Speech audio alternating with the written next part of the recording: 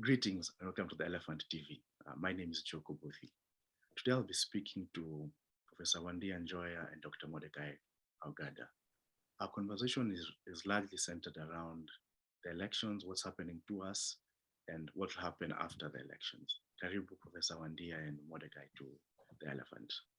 Thank you. Thank you. Great. Just to start this conversation off, these elections are, in very many words, bizarre. On one hand, on the other hand, as the Elephant publisher Jen Kidongo said, they're about nothing. And we're seeing, I think, this bizarreness and nothingness playing around. We have seen it during the election period, but even as we prepare for tomorrow, same things are happening. In your view, guys, what's this historical moment? What is 2022 saying about where we are as a country? I think we'll start with you, Professor Wandia. All right. I think this is the end of the tribal narrative. For 60 plus years, we've been told that the only way we can vote on is for our tribesmates. And it's not working. And it's not working for many reasons. One being that the generation for whom that kind of narrative appealed is now the older generation. We have a whole new 2-3 generations of young people who have not grown up with that kind of political thinking. So I'm actually very glad that finally we have an election where the two front runners are not from Kikuyu land. I think it's a maturity. We've matured. So that is confusing a lot of people because they have been used to voting like that, being told from Kiambu that this is who we are going to vote, either Kiambu or Murang'a. The edict comes and then people troop to the polls and vote like that. So I think there's a shock that people are going through. They are not used to that. And even the rest of the country is kind of surprised that we are at this election with no two front runners from the usual. I think it has shocked even the international community. They are scrambling for a narrative that avoids the class discussion. I've noticed that the international media is really trying to avoid that discussion. So whenever the issue of economic class comes up, they'll say it's a conspiracy theory or it's about corruption. But really, they don't want to say that Kenya has a big inequality question, probably because it touches close to home that we still have a lot of settlers here. We are still struggling for land with colonial interests. So I think all those are things that Kenyans are not used to, because for 60 years, the wool was pulled over our eyes, and we were told that Kenyans cannot vote on anything else except tribe. But now we have actual issues to vote on.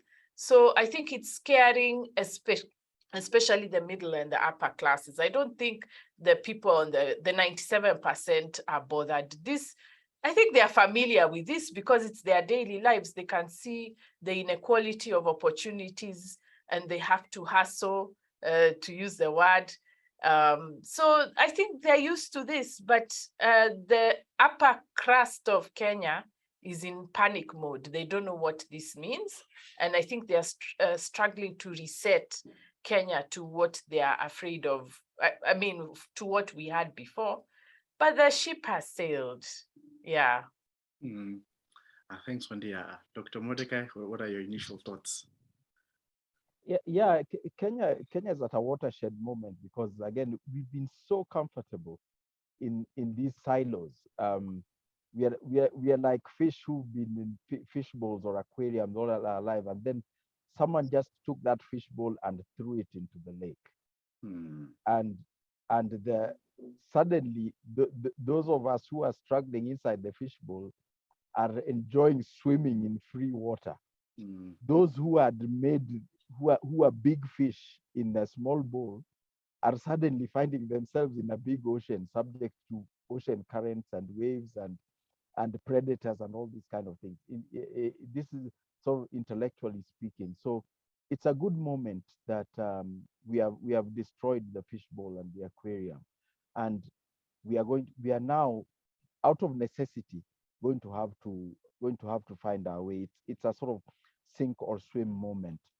The tribal silos have now been exposed as what they were. They were actually economic silos, and the real tribes in Kenya were the haves and the have-nots, the the knowns and the unknowns. You know someone, who are you? Or Mordecai or Ogada, who is Ogada? Who was your father, and all that? And we know these questions have always been used everywhere. I've attended a job interview for a university lecturer position, and someone asked me about my background. Who are you? Where do you come from?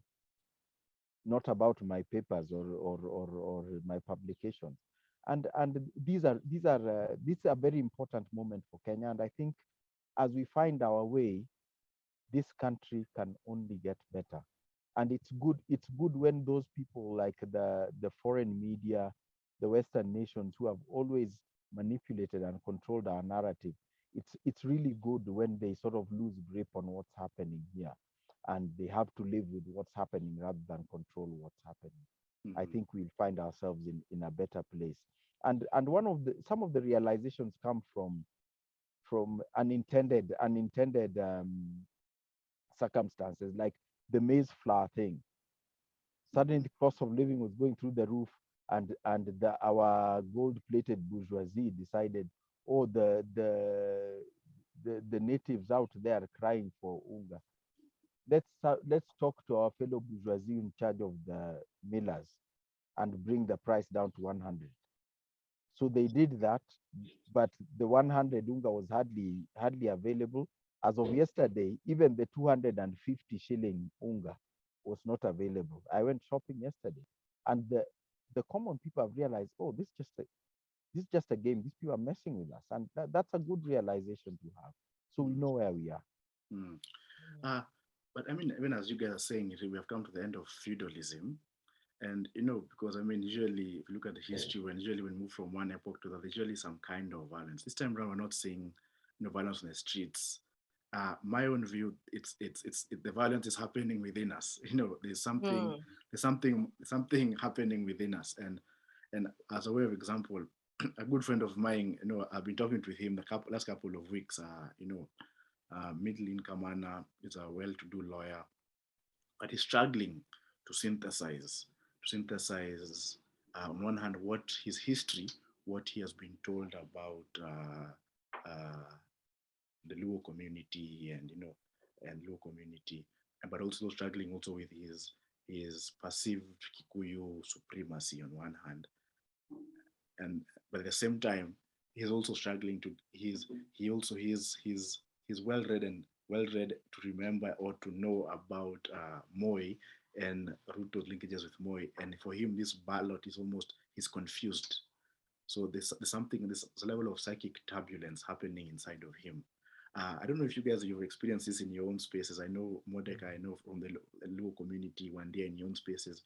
How do we unpack this, and what language do we need to give it to understand what's happening inside of us at this moment? This is a problem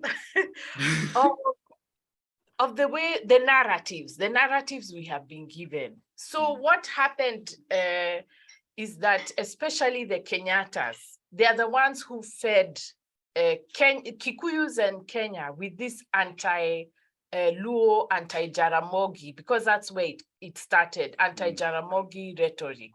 So imagine they've taken people through an oath. And an oath is a psychic commitment. It's not even just a cerebral. It means you've committed your soul to a certain narrative. So they did that in 1969. And then when they came, especially in, I think, 2017, no, even 2013, they came up with that story again. And so you've been feeding people's souls on this kind of toxic narrative.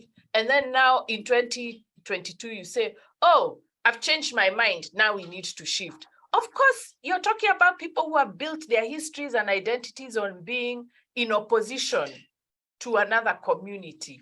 So now it's confusing them because it's not simply about what Uhuru is telling them to do. It's also about what does that mean for our history? What does that mean all the times when I voted against the Odingas, when I said all these bad things about laws to my children? Now my children are watching me voting for the same person that I vilified. I think, people need counseling. We need a major collective counseling to say we were wrong, because actually that's the first thing you need to say. It's that we were wrong, but the problem is you also have to understand why was it wrong. It's not wrong because you are not behaving like a Christian. It was wrong because of the false political narratives. And those false political narratives go all the way to independence. What was independence? Was this what we were fighting for? So you see, people have to undo all these stories, and unfortunately, they don't have the tools, because our education system, our churches, and our media, which is where people should have been hearing and interacting with the different visions of history, because we didn't do that, now we are stuck, because we have this narrative. We have been working with it for the last 60 years. We have been told to give it up, but we have not been told what the alternative is. And the way the politics is going, basically what the president is saying is that the alternative is him. But we need to grow up. We cannot fix our identity, our consciousness, our history. We cannot fix it on one family. People have to grow up and read the world. They have to see themselves in context. And this is basically a colonial problem, because colonialism narrowed the space in which we can think about life and about politics and about the world. Because actually, ideally, if you look at American politics and British politics, there's nothing different from what's happening there and what's happening here. But our education system has trained us not to think of ourselves in the world. We think that Kenya is so unique. Everything that happens here is so unique. So we are never able to read what is happening to us from a distance. So maybe my generation, they are too old to grow up, but the young people must realize that vision our parents had of a very insulated world, the fishbowl that Ogada is talking about, that has broken, and we need now to swim in the ocean because we can. We have to read the world, not just our enclaves and our small cocoons. We have to grow up, and this is the moment when we have to ditch the whims of a family and say, no, we want to swim and discover the world for ourselves. Mordecai, you're coming from, you're from the local community, so I know your relatives, friends, so I'm sure in WhatsApp groups. And what's your sense of what's happening to the psyche or in that space? Yeah, the other side of the coin that Wandia is referring to is the narrative of oppression. It was anti-Jaramogi, anti-Odinga. The narrative of oppression that indeed has persisted for decades and decades, and many people grew up in, and we forget that when Wandia says that we cannot see ourselves through the prism of a single family, and that she rightly said that's colonial, because the colonialists chose these families. We didn't choose them. The colonialists chose these families all over the country. Whether they chose the families in Nukambani, they chose those ones in Embu, they chose those ones in the coast or wherever. Even. Yes, in Kisii, in Western, everywhere.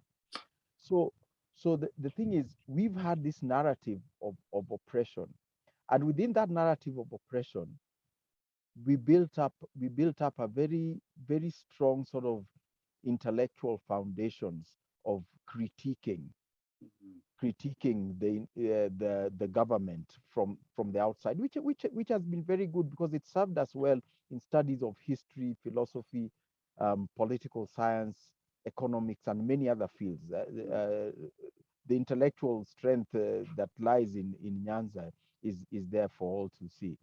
But now that the fishbowl has broken, oppression was also a fishbowl. Was.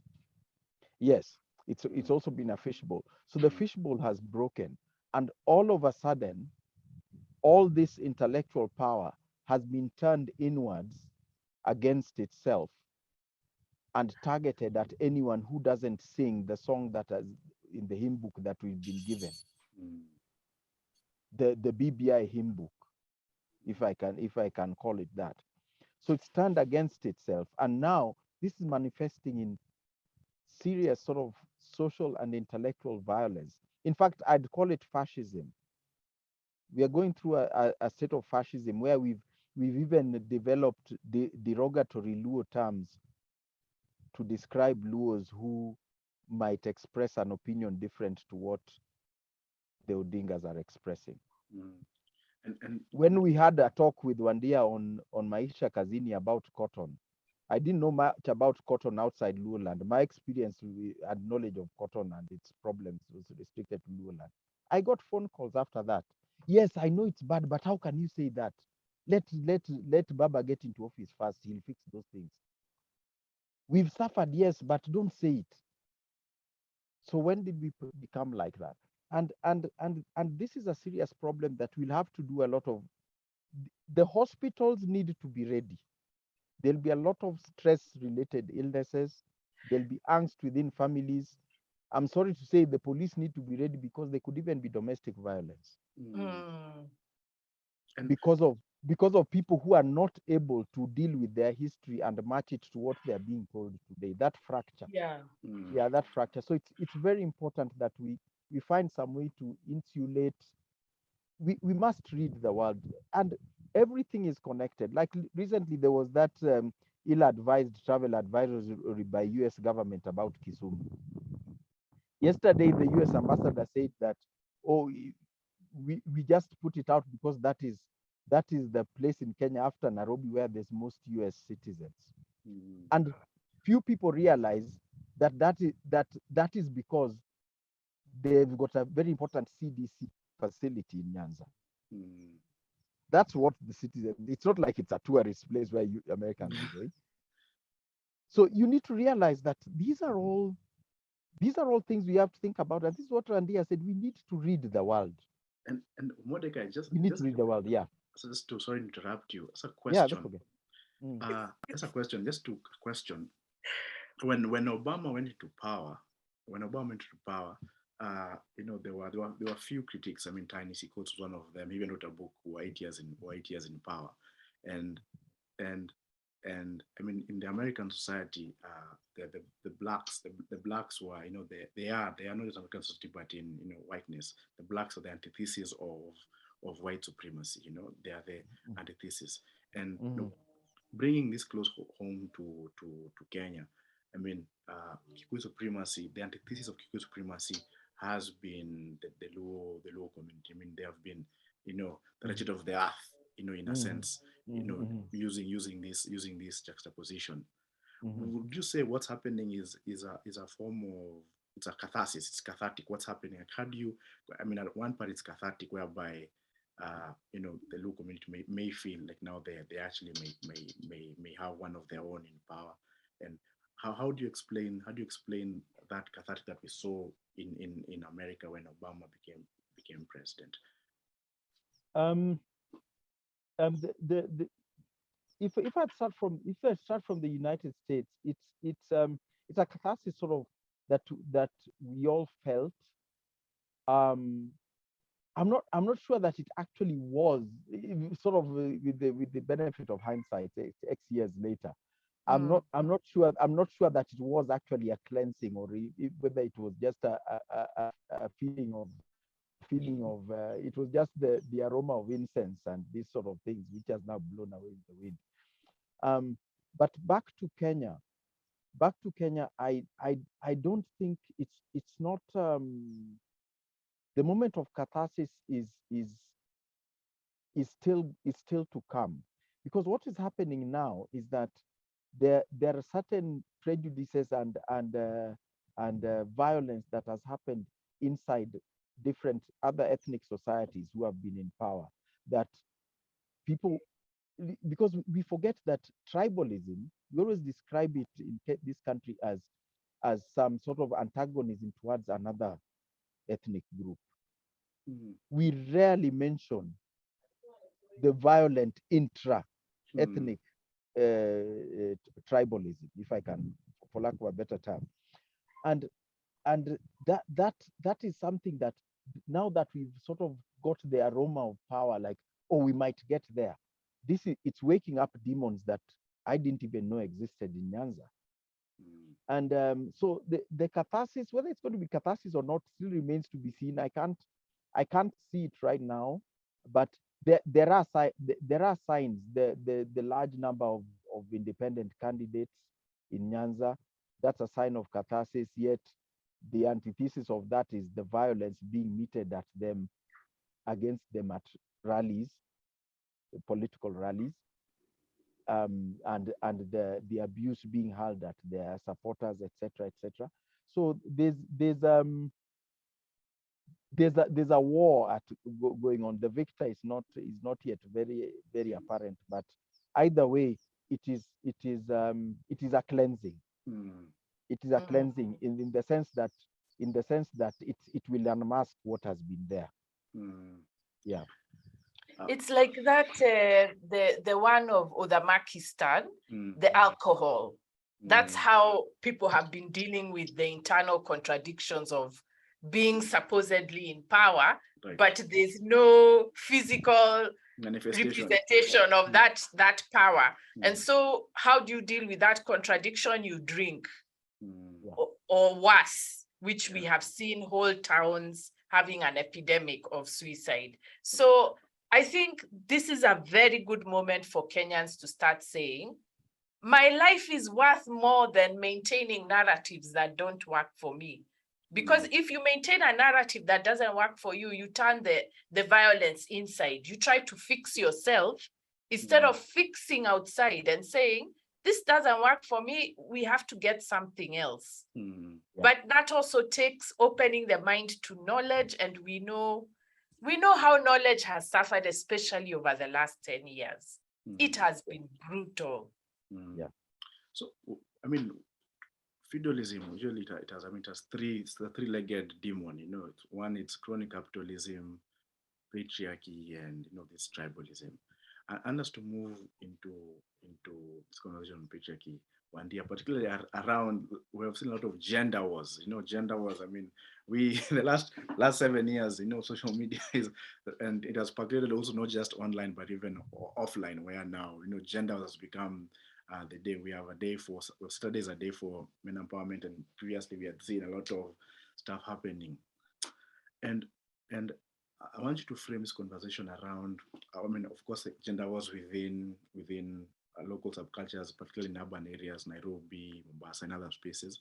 But then, and then also after that, Mordecai, if you speak into, when we talk about a lot of, in my view, there's been a contestation between masculinities of at least I think it was because of three communities, right? I mean, of course we know the Kikuyu supremacy, which has been reigning strong, and how they have defined Kenyan masculinity. The antithesis to sustain that thing has been how low masculinity has been. So on one hand, you have the Kikuyu masculinity accumulation of capital is your ascendancy into Kenyan manhood, right? And then, I mean, because of this dialectic, I mean, and the subjugation of the Luo community, I mean, we saw, I mean, on one hand, there was a good thing that the Luo intelligentsia really producing great intellects, Barack Obama Senior, yourself, Tom Mboya, etc. But then also, its dark side was also a fanatism, but then also a kind of victimhood where, I mean, a guy is driving Mercedes Benz, has 6 phones and is chasing yellow women, as part of his ascendancy into manhood, right? And we have seen that, within the Nairobi community. And then on the other hand, the third thing of this contestation that has been very dominant in the public sphere, also the Kalenjin man, right? Where, the more the animal you are, the more man you are, right? This mimi mwanaume kind of thing, and we sit within that community, and this, but then none of this have been able to curate a healthy masculinity for a nation, right?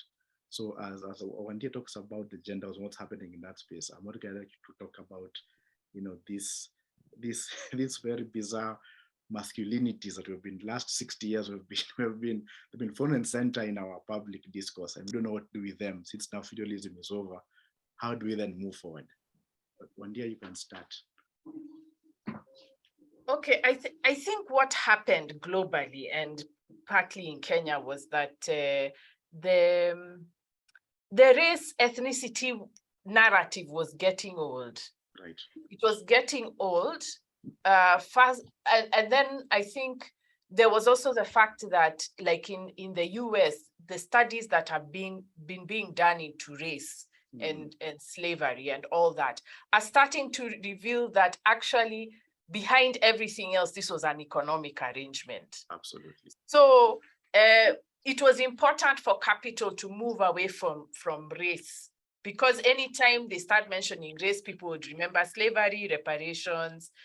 How did you come up with this story of Black people being this? It was so that we can work for you. So that kind of knowledge that was coming up, it was becoming very hard to maintain a racial narrative. So they started moving to gender. And the advantage of gender was that they could say we are dividing the world into two equal parts, basically. And now we are saying that the one that has been kept down, we're going to bring it up. So that's where this psychosis of gender was started, because now capital was trying to weaponize women as a constituency, and not only just a constituency, but a solid block, half the country. You divide a country into two and you keep people fighting against themselves. That's perfect. It's even better than race, because race, you have many different races: Latino, Black, African, Caribbean. I mean, you have so many, but with women and men, you can have a neat, practically neat division. So this is the thing that women have not seen, unfortunately, especially, I don't know what to call it, but especially in Kenya. This was the thing that people were not seeing, that because ethnicity was becoming embarrassing and savage. You see, also capital shot itself in the foot by talking about tribalism as backward, savage, what, so that primordial, age-old problems. So you see now, when you have a suave president who has a nice accent and watches Formula One racing, it becomes a bit too much to be savagely sort of doing the oathing, that kind of thing. You want, so it becomes a bit inconvenient. So now you have to bring in this constituency of half the population and pit them against the other half. This was the thing that we did not see. And I kept saying, we need to be careful that we are not being mobilized as a weapon. So, because we are being used for our numbers, it's not for our women's lives, women's narratives, women's stories. I know that's what we would like to think, but sorry, that's not what it is. This is about the numbers. They are playing us for the numbers. So now what has happened is that now we've given up even the 2/3 gender rule. We have given up implementing it. We've said, oh, now because there's one of us who is a front runner, never mind that women have run for the presidency in Kenya before. All that history, we are wiping a clean slate because one person has been appointed a running mate. I mean, our stakes are so low. We have such low, what's the word? We have set such a low bar for ourselves. But that's the genius of identity. That's the genius of it, that you can come up with narratives, cases for changing power relations, for changing social relations, and then one person is appointed and everything goes. And that's partly because that's what the media is doing. I mean, the media has been vicious with this story. I mean, I have never been a women's rights person. And it's not because I don't believe in women's rights. It's just not my field. It's not my area of interest. And I do support all the women who have done that work and the men who have done that work, but it's just not my field. And I think the point of being free as a woman is to be able to study a field that I want. And it's just not my field. And yet the last month, I was getting calls from media houses to comment on, you know, women in politics are women. Come on. So basically, actually, what they are saying is from now on, which is actually what Ogada was also referring to, from now on, if you're a woman, you can only talk about women issues from a women's rights perspective. That kind of, you know, re-engineering the narratives is very dangerous. And I always get surprised that women who say they are attentive to detail, they are not picking this up. I don't know how that has happened. Wandia, just a question, but what would you say? I completely hear you and agree with you, but what would you say? Because we're talking about a nation where feudalism, when a woman is born in a feudal society, just by the virtue of being born a woman in a feudal society, you're relegated to the backwater. Like, your permission in the world has to be tethered to a man, right? So, and this has been our scenario for the last 60 years. By and large, because being in a feudal society with capitalist sensibilities, but the undergirding idea is still very feudalism, crony capitalism, tribalism, etc. But then now, what do you say? Because women, you're right, but then are they not feeling a sense of fine? There's still a lot of work to be done and continue to be happening. But from a real ground perspective, are they not feeling like, hey, finally we have come out of feudalism? Fine, we're now moving to a capital society with much more neoliberal sensibilities, where there are more opportunities for choice. What would you say to that? I'm talking about a woman who is in northern Kenya, who, now for instance, now she has a constitution, she has 2/3 gender rule, she can go to school, she can be employed, she can be on TV, because we're talking about gender balance. What would you say to that kind of reality where it sounds, yes, at the intellectual level, it sounds like it's a thing, but at the practical level, someone would say, yeah, have I not moved forward, even if it's just one step? Wow, that's a hard one. How can I explain? You see, what is happening in the world today is that there's the quick wins that people are getting. Right. And when you've been fighting for a long time and you suddenly get a quick win, you kind of don't care whether it's sustainable or not. You're just like, man, I need some relief from all the struggles I've been having. This is a good thing. Unfortunately, the role of people like me, and this has been something that intellectuals have done, intellectuals, prophets, philosophers have been doing, is as we look at the long term, we don't look at the quick win. We look at the long term. Where have we come from? What has been our experience of fighting for rights? And where do we want to go based on this trajectory? So that's where the difference is. That clearly, of course, first of all, when you have a country where intellect is fought against, history is fought against, people are not able to read history in the long term, in the longue durée, as the French called it. They're not able to see the history in the long term. And for them, these quick wins are a relief. It's like water in a desert. But, people like me ask, but why do we have a desert in the first place? Can we get rid of this desert? If I may add something there. Yeah, I think in regards to what Wandia is saying, we've concentrated on numbers. What they are putting to us as gains are quantitative gains. The number of women in the meeting, not what they are saying or if anybody's listening. And that's what the Western mindset has put into us. that forget qualitative. If you can have one woman there, or even a man, but what he's saying is good for women. That is better than having the gender rule that is applying to parastatal boards and everything. They are being filled, but being filled with women who are so and so's wife, so and so's sister, so and so's daughter, so and so's mother. The gains are quantitative and look nice on paper, but qualitative is where we need it. I think qualitative gains is what people like Wandia are really talking about. Okay. That's it. And exactly, that's it. Because in fact, I've been talking about numbers, the fallacy of numbers. Numbers don't say anything.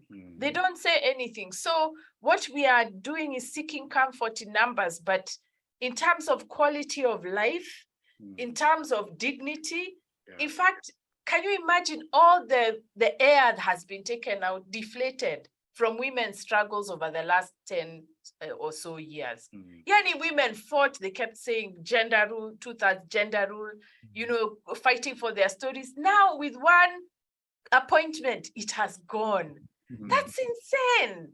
But you see, also, when you're in a country that is hostile to knowledge and hostile to thinking, and I hope we'll get to that, when you're in a country like that, then when you start raising the questions of quality, then people go ballistic. They're like, why are you? Because also we have to talk about the bigger narrative that we are facing. The media, the education system, and the church have never been tight like they have been in these last 10 years. And they have undermined knowledge. They have thrown fallacies at us. So even the very act of speech has become very difficult in Kenya, which was not there before. Before, people were talking, but it was underground. Now you can't even talk because even underground, people have infiltrated with bots and silly questions, gaslighting. So that is what also has undermined the ability for us to look at women's rights in the long term. So now we've settled for a short-term, you know, lollipop, basically. We've stopped thinking about what were we struggling for all these years. One day, just I'll come back to you, but I just think about now, I mean, as Mordecai talks about the masculinity space, then my question to you, how then do we now start having conversations about healthy gender relations? Because I think part of our conversations as a end of feudalism to whatever will come later, either republic, whatever it comes, I think we'll be contending with healthy gender relations. So think about that. But Mordecai, I want to talk about, you know, these three contending, I mean, in my view, very toxic masculinities, you know, that have really dominated the publics the last 60 years of our independence. You know, how do we synthesize all these three things, and moving forward, what do we do with them? It's that question really gets to the core of the issue. If the narrative of Lowland, as we spoke about earlier, was one of suffering, so unfortunately we decided to make suffering the currency of masculinity, and the most powerful masculine whatever is the one who suffered most. So people use this as currency. The detention I went to, such and such a time, I was exiled such and such a time, I suffered this and that such and such a time. That has been the currency. Okay, those were all very unfortunate incidents, and I think there were terrible violations of the rights of these people, the rights of their families. I think we had people who are incredibly courageous to stand up to a system that was as powerful as what we used to have in Kenya. And that happened. It happened then. But the worst damage is to use that as currency now, because it's like you're using a currency that no one else has access to. It's like we are selling something here in Nanyuki, and we are selling it for dollars or whichever currency people use in Fiji. Only a Fijian can can buy it. So I mean, that has passed. We can't use that as currency today. What, especially when we use it as merit in assessing leadership qualities today. We have elections today. Many of Kenya is a very young population. The majority of voters today were not even born when that stuff happened. So that's a bad mistake. And then the rest of the society is now this conspicuous consumption you spoke about. The large car you can ill afford, the 6 high-end phones, and this kind of thing, and outrageously expensive clothing, etc. They are gaining. This is now about money, and they are seeing their path to money as subservience to the sufferers. You know, that is seen as the only path to getting money and leadership, and the currency of today is by subscribing to that currency of the 1980s or whatever. And so at the end, we have a toxic flow of masculinities that flows just from one single source that was long gone, and it's going to dry up. So we end up with a crisis. How else do you get credibility? Because when you talk about issues of cotton and mitumba trade today, and then someone tells you, how can you say that? Do you know how long Nani was in detention? What connection has one got to do with the other? What connection has one with the other? And the suffering today, the lack of unga is today, the inflation is today, the lack of jobs is today and here and now. What did or didn't happen in 20, 30 years ago, that just doesn't come into the equation. So we cannot stop. Suffering is unfortunate and we admire bravery, but suffering does not confirm merit. Suffering is something imposed on someone. He didn't want to go into jail. He didn't want to be tortured. No, he didn't. So that cannot confirm merit. And this toxicity that has flowed down, and now when the currency we should be using today and the currency that rules the world today is ideas and intellect. It's not even military power. It's ideas. That's where the world is coming to now. So we must grow up to a point, and man up and woman up to a point where someone looks at what Mordecai is saying and say, is he talking nonsense, or is there some merit in what he says? Is there some truth there? And then we'll be, and if Mordecai is talking nonsense, dismiss him. If he's talking the truth, listen to what he's saying. Because coming from where I come from, I've never ever been favored, given anything because I'm a Luo. On the contrary, I have actually been denied something because I'm a Luo, but I was denied by other Luos because I do not support, or I was perceived not to support the BBI, which was going on at the time. And it really, even so, for me, it's not even just the BBI. I think at a normative level, you don't subscribe to a particular kind of masculinity. Because, yes, I don't. Because we can clearly see these things as, we can look at the manifestation of the normative ideas and this thing, but then you don't subscribe to victimhood as a way to largesse and defining your masculinity. And I think exactly, it's the same thing even when in 2007, 2013, when they were in Central Gema community, where there were men in particular and women who say they don't support Uhuru Kenyatta. At the core of the vitriol coming to them, including Wandia, was that you don't subscribe to, primitive accumulation of capital to define your masculinity, right? And it's the same thing as well. What we're seeing even in in North Rift, the people from the Kalenjin community, the men and women who didn't support Moi, and now in 2022 who are not supporting Ruto. I mean, if you listen to what's happening in the conversations, it's like, you don't support our way of life and our men. you know, so in a way life is this kraal, you know, living in a kraal, Yeah. we're pastoralists and we are hardcore. Sisi ni wanaume, you know, like, Yes. I mean, like, oh my God, wana, like, I mean, like it's fine, you know, like you don't have to tell us, we know you're men, you know, that kind of thing. Yeah. And you can clearly see particularly around the Kalenjins who don't support them, you can clearly see at the normative level, you don't support, you know, this particular kind of masculinity, and you're wrong. And because you don't support it, you're wrong.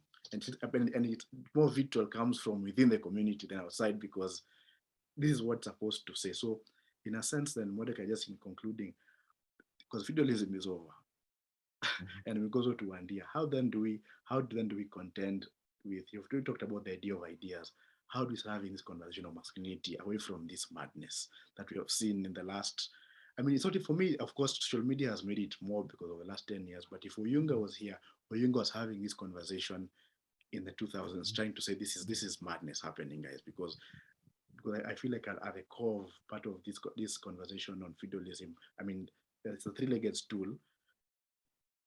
Paycheck is one of them, in particular, the kind of misogyny and kind of masculinity fashioned therein. So then this thing is dead. How then do we start contending with, you know, start thinking about much more healthier masculinities? In my opinion, we must start first of all, if I talk about sort of the intellectuals, where the intellectuals have been wrong, intellectuals must learn to say I was wrong. This is what happens. And we must reject, in fact, regard with suspicion. If I talk about the conspicuous consumption and the crass displays of wealth we see, we must treat those with suspicion. Okay, not everyone who drives a really expensive car made money by underhand means. There are some who did proper work, but we must not judge people based on that. And sadly, I come from a society where many people are intellectuals, but they will look at you differently based on the type of suit you're wearing, the watch on your wrist, the car you're driving, and all that. And we must learn to look. We must simply learn to look beyond that, because just coming later this week, after elections, the truth the truth will come out that only our ideas are currency. Only our ideas will save us. This country is in economic doldrums, rock bottom, and that will not be better regardless of who wins. It won't be better on Wednesday or on Thursday. So we must work at family level. How do I get my family out of this economic difficulty? My clan, my whoever, even myself. How do I improve my situation? How do I improve my relationships with people? Some that have been sorely damaged in this campaign period, talking about nonsense. So we must start with introspection. We must all look at ourselves in the mirror. You can never be comfortable out there, even just by dressing. You have to look at yourself in the mirror before you step out and other people see you. But that has been very difficult for us Kenyans to do intellectually, to look at ourselves in the mirror. I think the image scares us, and we need to pluck up and the courage to look in the mirror. Wandia, back to you. How do we heal this gender rift? My view, I think it's very, very core to our politics. I think I'll just say what Ogada said. Acknowledge, we cannot keep doing what we are doing. This thing of saying that knowledge doesn't build roads and bridges, so we should not invest in it. That's the poison. That's the source of all the poison that we have. Because you see, when you're not able to look back intellectually, when you're not able to use your mind, when you're not able to think historically, to listen to stories, to read history, when you're not able to do that, every moment looks like it is final. And you treat it like it's final. So you're always reacting. And that was what happened with gender over the last 5 years. Okay, we had a spike in very atrocious, visible, grotesque, I would say, forms of violence against women. But I think it is rooted in our spiritual decay, because what was happening was that we were going through this turbulence and we were not articulating it. And so men were using the weapons they know how, which is violence against women. So instead of us talking about the physical, the grotesque, the visible, it's okay to talk about that, but we also must talk about, I don't want to use underlying causes because it's cliche, but we must look at what is it that is bringing this kind of grotesqueness to the fore. I mean, since when did men chop up women in public? Now we're not even talking about in houses, in public. It's a fundamental decay of the soul. So we need to go back to the basics. It's not even identities, it's the basics. We need to go back to philosophy. I think that philosophy is the worst hit by everything. When it comes to knowledge, philosophy has suffered the most. We need to go to philosophy, we need to go to theology. Theology meaning you don't just accept that says the Lord because it came from a pastor. You have to think about faith in context and in history. We don't even know the history of our faiths for us who believe. We don't even know the histories. And when you try to tell people we need to study histories, they say, no, that's colonial. I mean, God, oh Jesus. Sorry, I'm not even supposed to be calling that name. But I mean, what kind of trauma is this? We have to heal it. So theology, philosophy, theology, then arts, aesthetics. What is beautiful?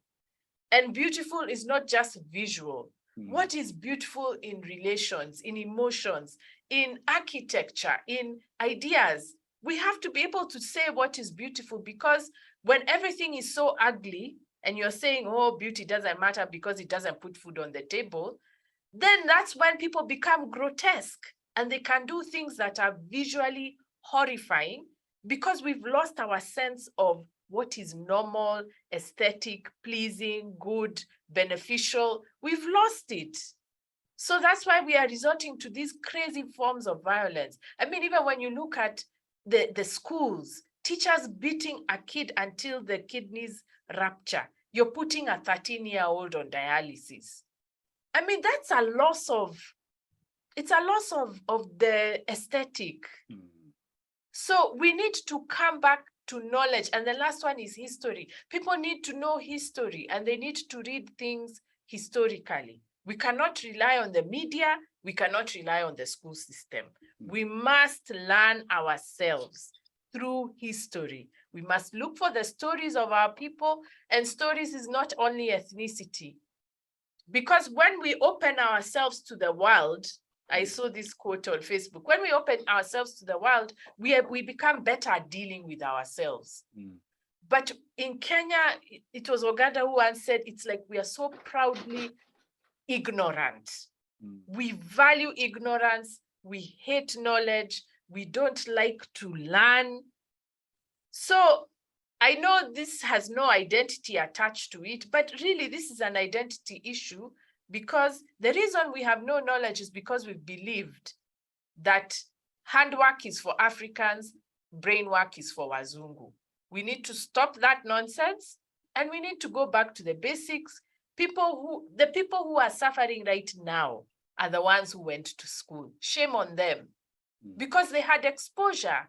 They had exposure to all these forms of knowledge and they accepted to be so parochial and to shut down their minds. And yet they had access to the opportunity to study. So I think maybe gender isn't, I haven't said gender, I haven't said ethnicity, because this is really a human problem. I think Kenyans, we are very traumatized. We've postponed that trauma for 60 years by not learning our history.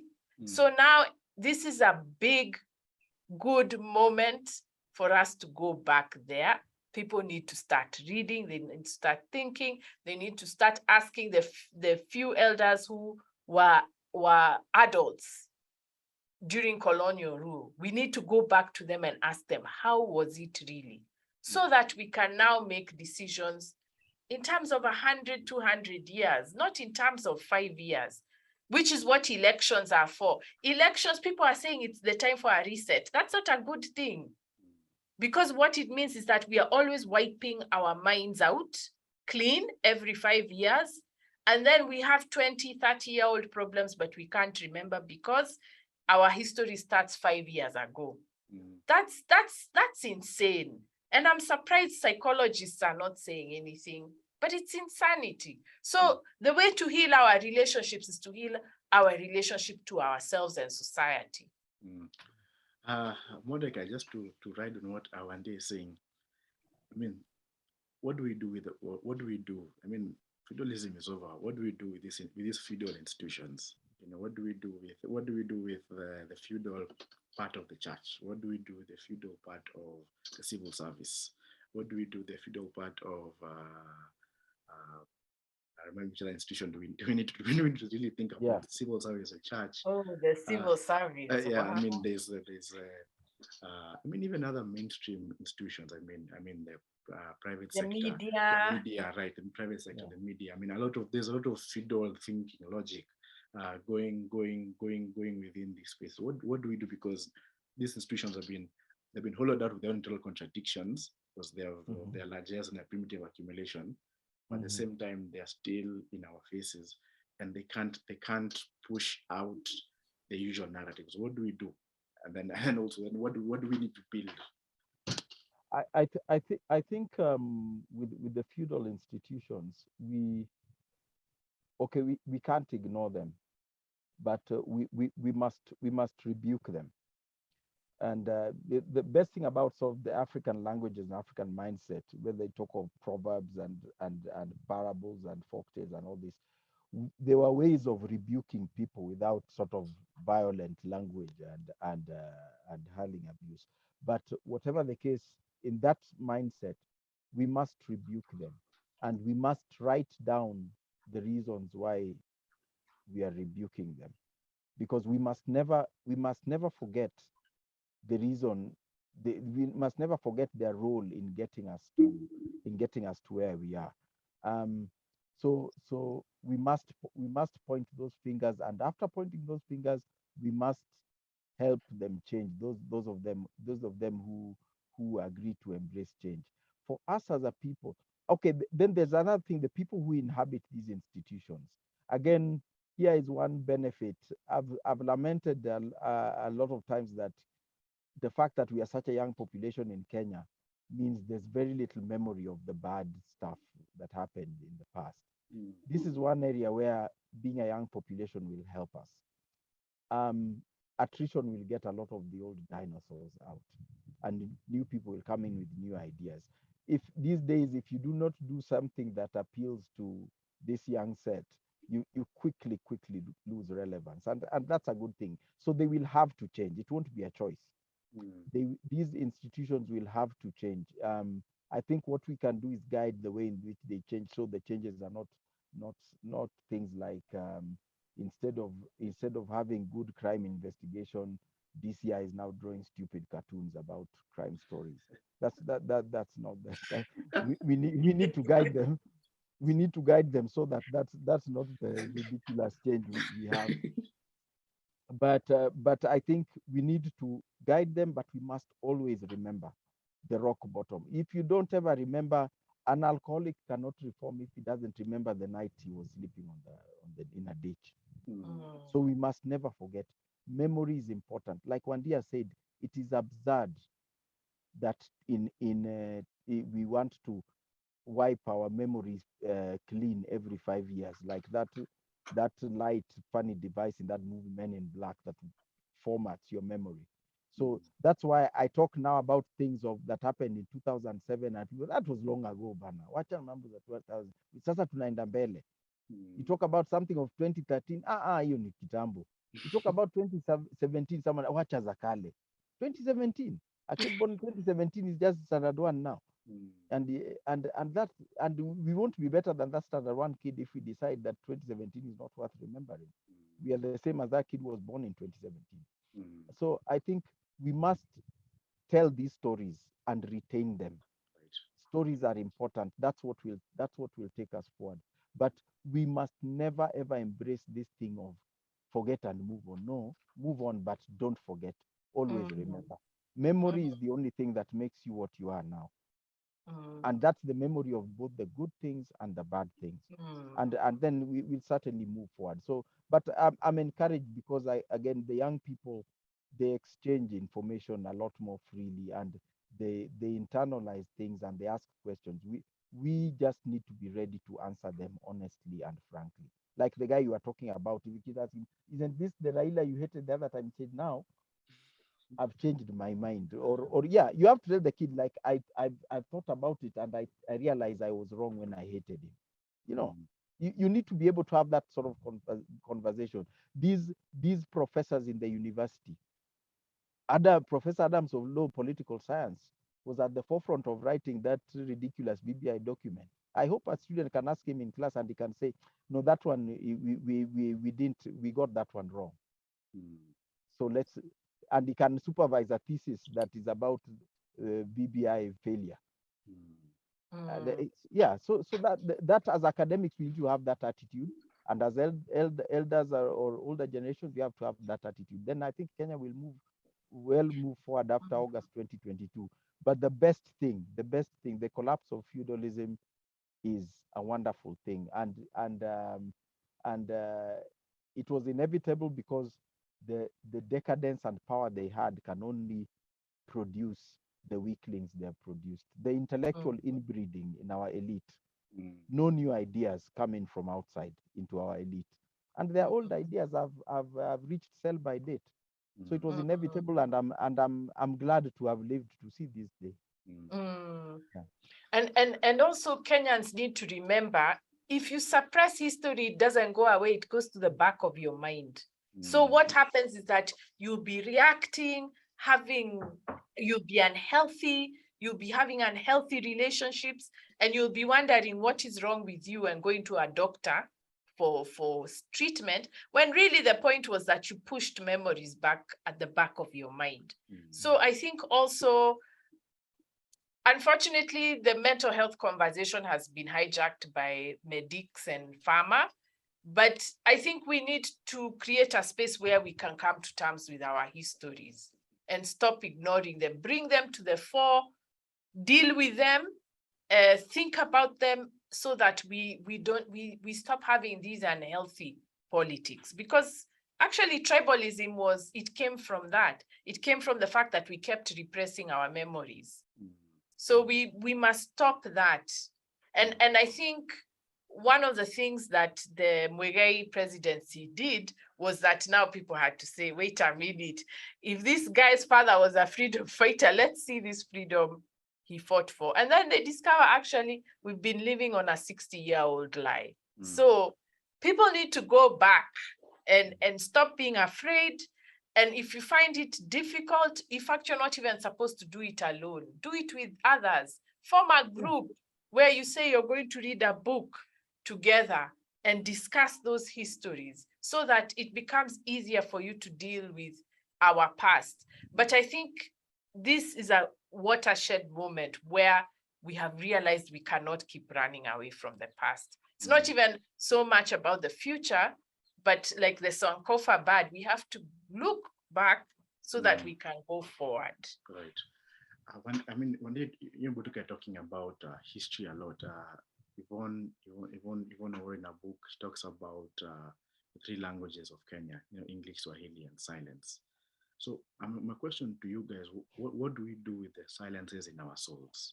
Because I've been thinking about, as you guys have been speaking, part of feudalism is that silence is a core part of feudalism. Why is this the king said? Why is it God said? So we learn as a nation, we have 60 plus years of learned language of silence. But then what do we do with those silences in our souls? That's not but the absurd thing about them, these are not places of quietness and shalom. It's silence, but then is turmoil. Exactly. There's turmoil. That in that silence is turmoil. What do we do with ourselves? And I think part of what I'm seeing, this in a sense blooded revolution, that silence is coming out. Things were there are very many. I've seen very many families, my friends, growing up, who the aunties would tell their daughters, don't bring a Luo man to this house. Now, these same aunties are now telling their daughters, I don't know, we're voting for this guy. Or on the other side, we'll saying, listen, no, we don't like pastoralists. We don't like pastoralists. They are uncouth and etc. They're uncouth and etc. But then all of a sudden now they're saying, no, this guy is our savior. I mean, I saw a thing saying, JM Karaoke is he's a reincarnate of JM Karaoke. And just this level of psychic turbulence that's happening to our society now, so what do we do? And this is happening within also a collapse of crony capitalism, where, it's your son, you give them a tender there. It's happening. The weight of this thing is collapsing. What do we do? What do we do with the silences in our souls? As exterior, IMF is on our doors after. In September, IMF are here. So we have to face the reality of crony capitalism. But now we are facing the psychic turbulence of the silences, the turmoil. What do we do? Wandia and Mordecai.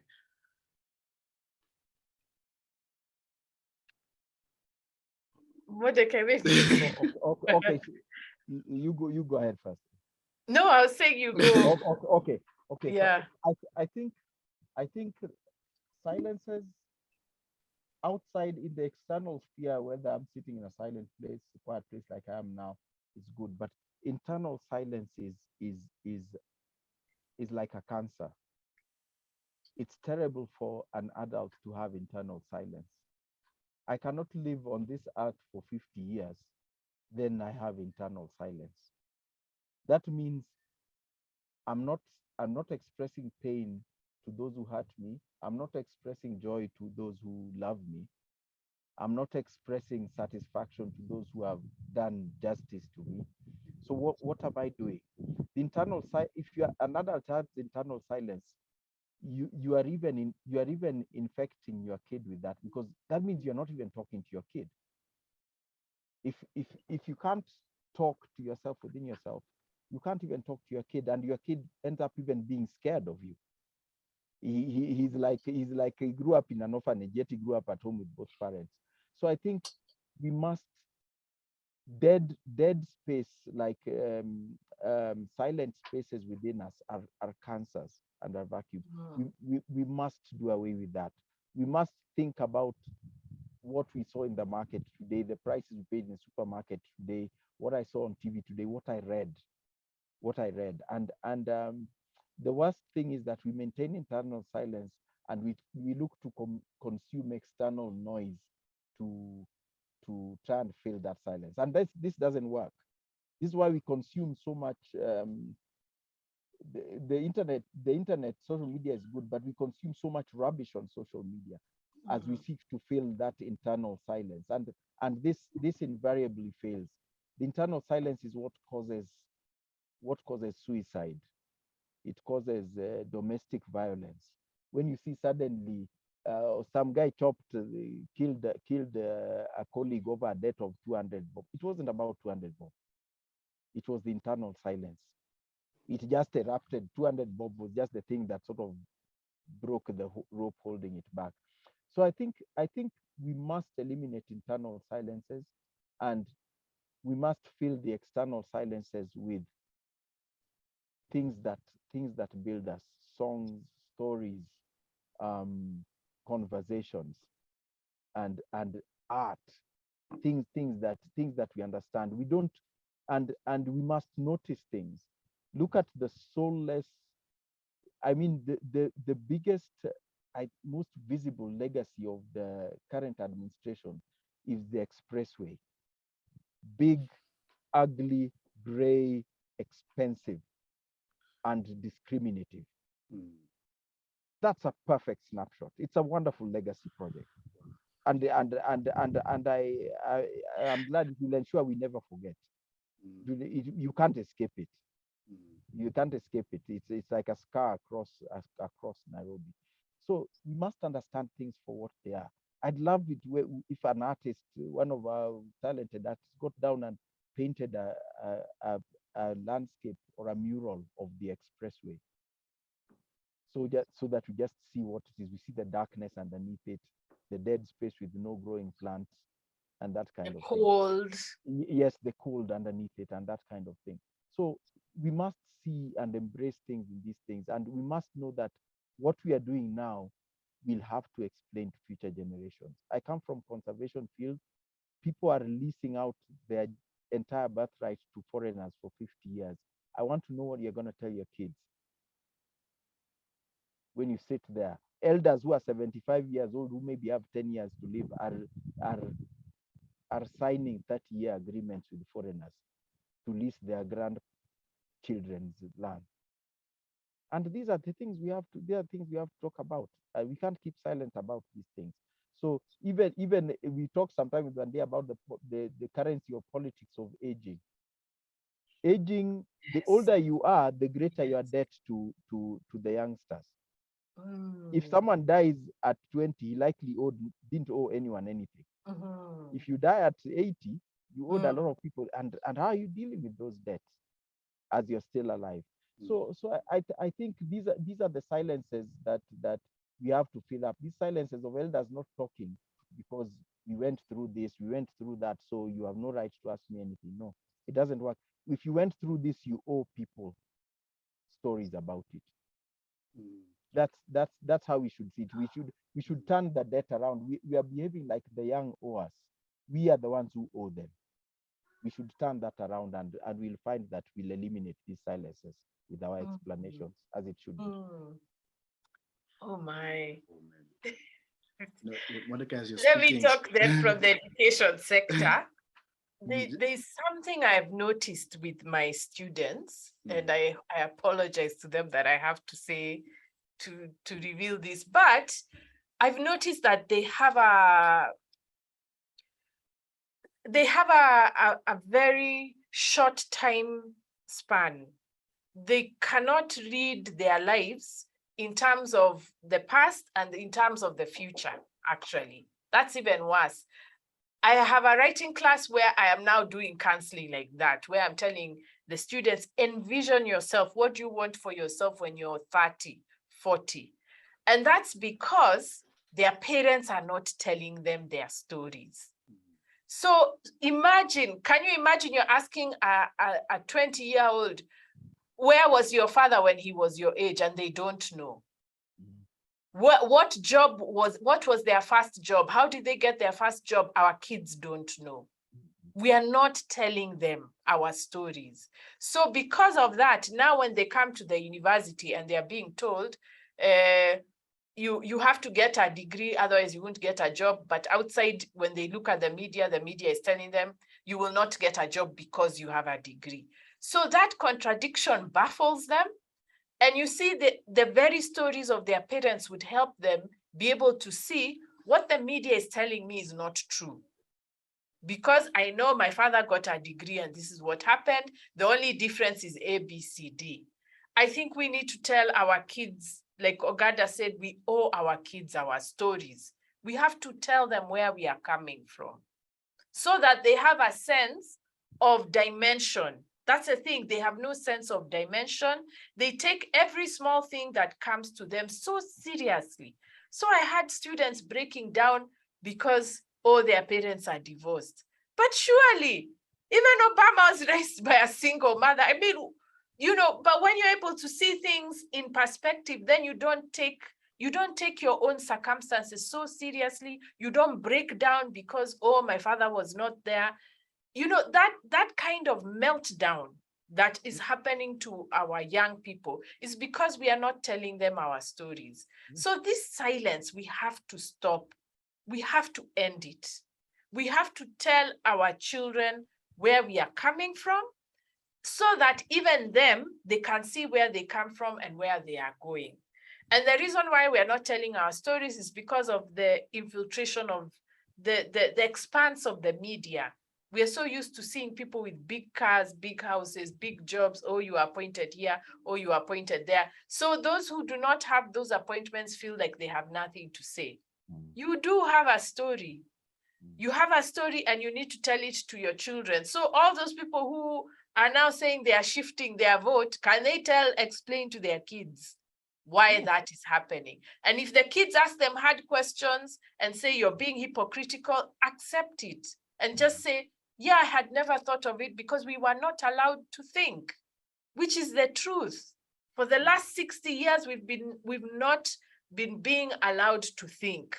When people thought they were exiled, they were detained, they were assassinated. And so, like my generation, by the time we went to university, most of the people who would have told us the truth about Kenya were not there. So like me, in my 50s, this is now when I'm trying to trace back, where did we come from? And that shouldn't have happened if people like Gogi wa Thiong'o, Michere Mogo, A.S. Atieno Odhiambo, if they were still teaching us when we got to university, I wouldn't need to be doing this repair work. So we need to end these gaps. We need to tell our histories. We need to explain to our children where we are coming from. And it doesn't matter even if you're Mama Mboga, just tell your kid how you landed where you are. That's a story. It's a story to tell, and it's an interesting story. Your child will feel proud even though they are not coming from Ishaweri. They will feel that they are also here and they have a mark on the world. So I think, at least from going forward, one of the things we need to revive is our stories. We need to tell them. We need to tell them so that because if we don't have a sense of the past, we cannot see ourselves in the future. And hopefully also, we will stop letting elections become a reset. They should not be a reset. They should be normal. It should be, oh, elections are tomorrow. I'll take off time in the afternoon. I'll go vote, then I'll come back and finish. It should be like that. Yeah. It shouldn't be this event where we are hyperventilating, wondering, is it going to be okay? Even there are prayers. I don't know why should elections be that? It's just politics. Even as we are doing work, even as we are teaching, we are farming, we are taking care of children, we are also working. Why should it be the politicians' work that makes everything shut down and people be worried for a week? They don't work. They don't even work. They don't even work. No, Kenyans, let's get our lives back. We need our lives back. Speaking of getting our lives back, Wandia and Mordecai, I think a central conversation around getting our lives back is a question of livelihood. So, I mean, Mordecai, in the last couple of years, we've been seeing, you're in the conservation space, so that's your area of expertise. And we've been seeing last couple of years, organizations, oil companies in the north, buying blocks saying they're excavating oil, but it's really going land. We've been seeing a lot of, in the conservation areas, conservation companies, putting up, buying land and saying we are conserving the animals here, and human animal conflict, etc. What do you make of all these events around, particularly around the idea of crony capitalism, whereby a few individuals come and grab the factors of our livelihood and then put up a narrative, whether it's conservation within your area, but also we've seen it a lot within certain sectors where groups of people take state power and capture particular industries. What do you make of now the collapse of feudalism in light with crony capitalism? And then as you answer that, one day I like to tie what Mordecai would say around work. Because we are talking about work. I mean, for me, because livelihood is work. How do you, how do we now tie this conversation that Mordecai talk about around crony capitalism and some things that he's been talking about in his book around, people buying land and telling them, saying it's conservation. But then how do we tie this conversation around work, Wandia? Over to you, Mordecai. Yeah, thanks. The conservation movement right now is dominated by these very wealthy capitalists trying to get a foot in. Anyone who understands how the climate crisis we are going through now knows that the culprit behind it is capitalism, consumption patterns, and behavior around capitalism. These capitalists, probably because they know what they're doing, are frightened. They can see a dystopian future in which their environments are destroyed and all their money cannot buy them simple things like fresh air, birds and trees, and a nice place to sit, and or a climate without extremes. So they are buying up, basically buying up under different pretexts, pieces of Africa, because Africa is where the world's the majority of the world's resources exist. Resources in terms of human resource, energetic, vibrant populations, creative populations, forests, water, trees, wildlife, minerals, fuel, fossil fuels, rare earth metals, etc. So anybody who has played a part in depleting the globe to the state it is now knows that he needs to find a pretext to buy pieces of Africa. Conservation is the perfect window dressing for that. And I've said this often. That's why you find a billionaire will pretend to come and create a conservancy and build a lodge. Why on earth why on earth would Richard Branson need me to sleep in his lodge, and he owns Virgin Atlantic Airlines? So you know that these lodges are just window dressing for grabbing pieces of Africa. And they're prioritizing their lifestyle over our livelihoods. So he'd rather have a luxury home and a luxury home over pastoralists having area to graze his few goats. And tourism, as we practice it today, is feeding into that ridiculous narrative. They talk of sustainability. How is a billionaire flying in a private jet across the world to come and drink cold champagne in Kenya? How is his carbon footprint smaller than that of a young Maasai boy with 50 goats? It doesn't compute.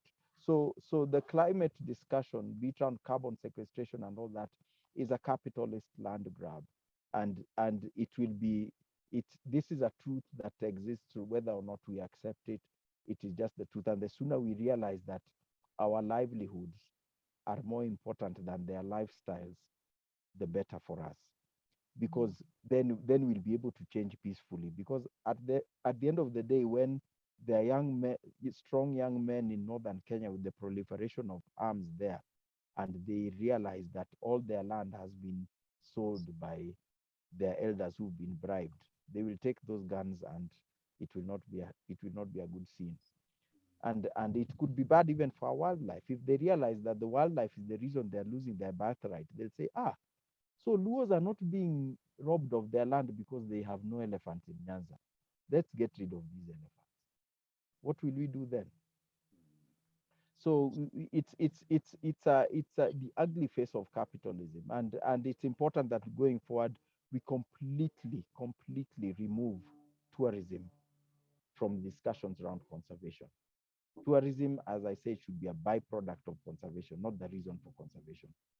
We need to understand that we will exist and our natural heritage will exist without even a single tourist, because we are the ones who take care of it. And that we need to value ourselves and our heritage in that manner. You say about, crony capitalism, particularly around now Nairobi, we have the culture of entrepreneuring, because this primitive accumulation and crony capitalism, I think in my view, just the lack of aesthetics in our society is actually a byproduct of this crony capitalism. Guys, you put up a flat, near you grab a shamba, put up a flat, and and you collect rent. So, and part of it is a product of this, just crony capitalism, where it's complete, it's crony, it's primitive, it's completely basic. Apart from what's in your, what do you say? Because now, really, if feudalism is over, crony capitalism has to follow suit. So, what would you say? What are your comments around this, Mordecai, as we move to Wandia about the conversation about work? I think it will have to end. In that it's already having going around some of the outskirts of Nairobi, especially towards Kiambu. I see a lot of very expensive and empty residential properties, and it's going to collapse under its own weight, because there are people building properties that maybe will rent for 300K a month, and yet there are so many of those, and people with that sort of money actually own their own property. So I'm not sure where they're going to get tenants from. And it's housing crisis is what drove the financial crisis in the US of 2008. I think it was 2008 to 2009. It was because of this strange glut of housing where everyone thinks it's appreciating. Everyone says it's a lot of money, but there's no one with the money to pay for it. And we'll have to look for more creative ways to use the property that we have. We'll have to relook at food security in this country. Too much fertile land is being used for capitalist ventures that do not serve our food security. This includes agriculture. When we are talking about flowers, things like flowers and tea, things we don't eat. And we'll have to relook at these things. And these things, the collapse is coming. So we need to manage the change rather than it's like changing, buying a new tire for your car before the old one sort of wears out and bursts and causes an accident. So it's something we have to do. And I think that is very much on the plate of the next government and on the plate of every Kenyan when the next government comes in. We need to stop this, the crony capitalism. It's so primitive now that I'm not sure what drives it. I think it's looking at comparing yourself with the next guy, but it will come to an end. The question facing us is, are we going to change the tire, or are we just going to drive till it bursts? Those who change the tire will be better off.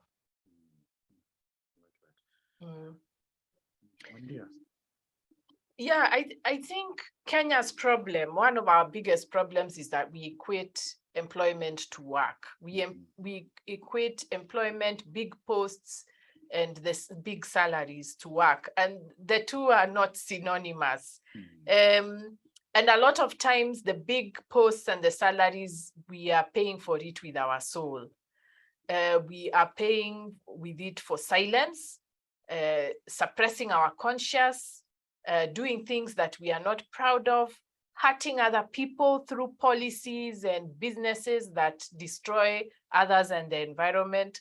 So we need to be more conscious that work and employment are not the same. And then we need to say, what is work? Work is what makes us human.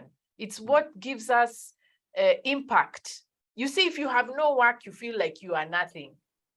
So work is what makes you know you have impact on the world, that you affect other people's lives, and that you have accomplished something for yourself. And in fact, one of the things I've started noticing is even these autobiographies that our generation are now writing. They're just telling us, I was in this post, I was in this post, I was in this post, but they're not saying, what did you do? What is it that you actually did? What impact did you have? And you see, when you have no impact, you're empty. You're empty, you feel like you have no use in the world, because like if you are fired today, somebody else will take your position and it would be like you are never there. That's not a way to live. It's not a way to live. So we need to go back to the sense of work. And in fact, even when people hustle, like having farms and you're employed, I don't think it's just about the money. I think it's a sense of when I touch the soil and something grows, I have had an impact, as opposed to when you're just pushing papers, signing checks, and I don't know what else. And you can't, it's neither here nor there. Nobody ever noticed whether you're there. You're a cog in a machine, kind of. So I think we need to go back to work. And unfortunately, that conversation, when we were starting it, it hasn't developed enough, and then now the politicians have captured it. So they've now made it about, it's become a political campaign. They have made it about the money. How much money do people get?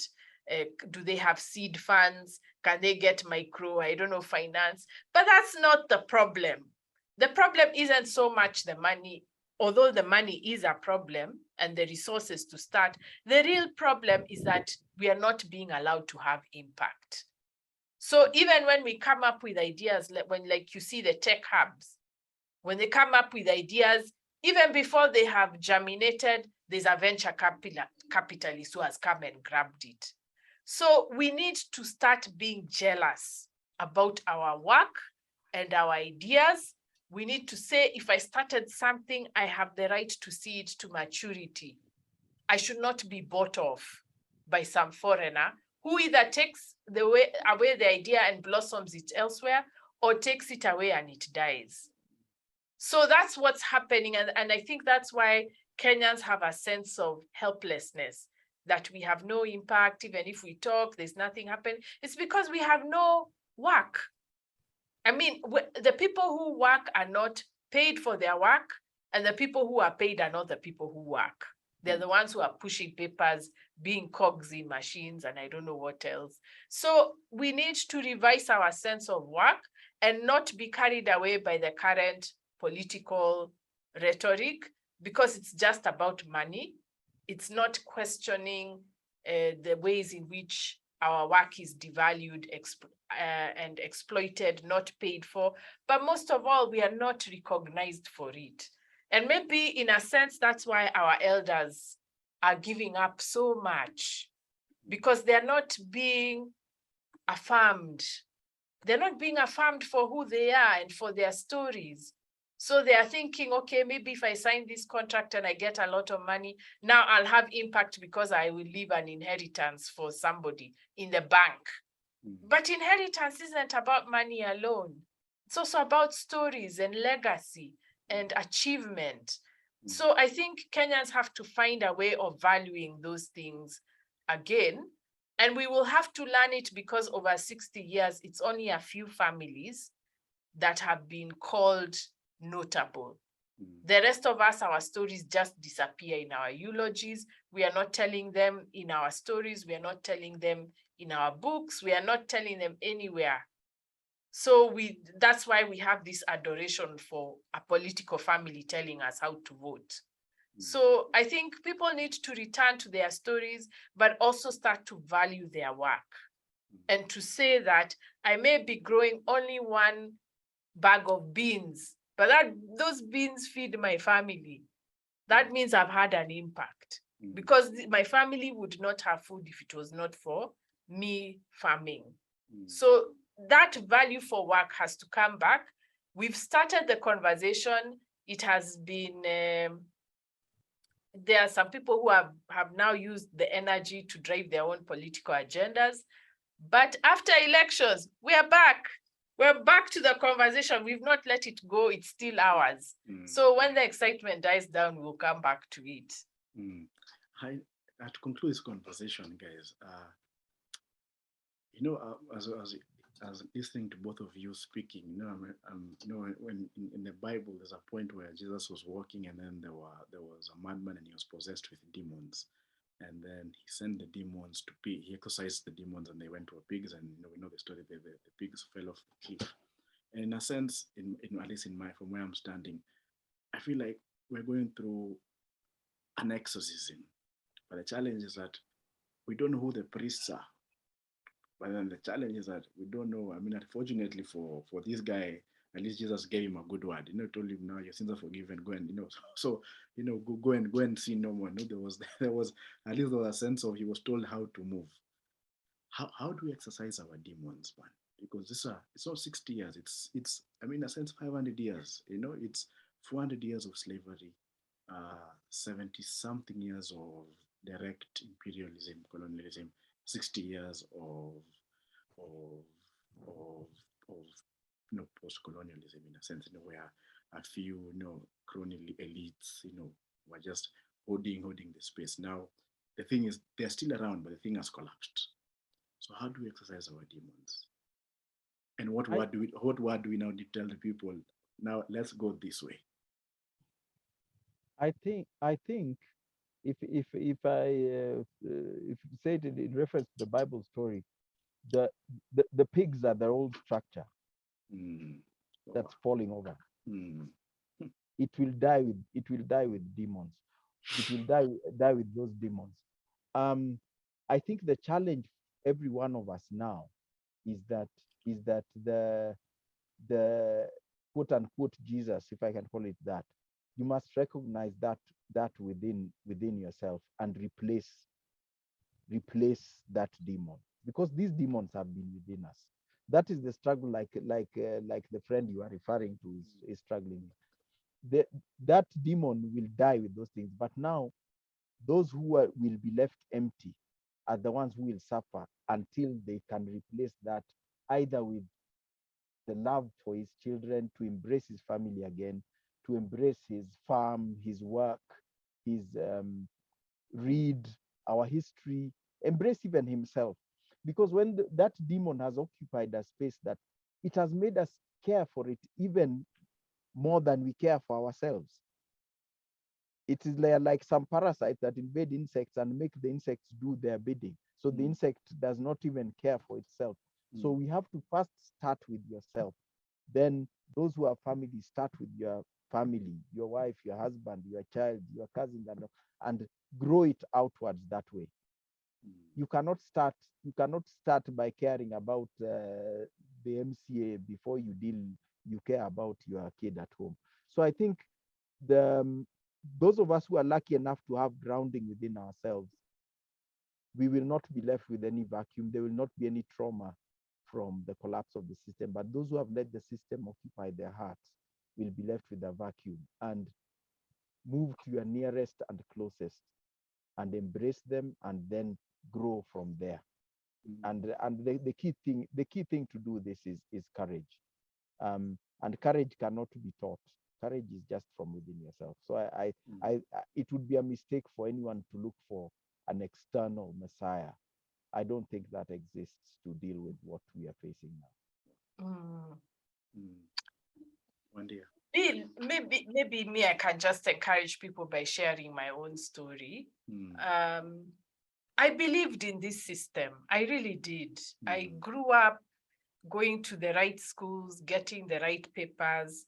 So when I finished my studies, I really believed that I was coming back to contribute to my country, how you were told.